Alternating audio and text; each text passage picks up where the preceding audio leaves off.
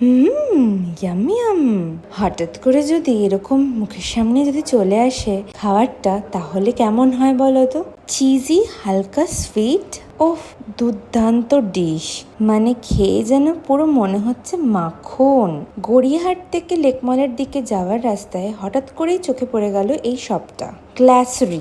এত সুন্দর সুন্দর খাবারের ফটো দেখে আমার ঠিক লোভ লেগে গেল, তাই না টেস্ট করে কি থাকা যায়? তাই চলে আসলাম এই শপটাতে। এসে দেখলাম এইটা বানাচ্ছে, তো অর্ডার করলাম। এটার নাম হলো চিজি কুনাফা। এটা ওনাদের সিগনেচার ডিশ, আর এর সাথে দিয়ে দেয় 1 স্কুপ আইসক্রিম।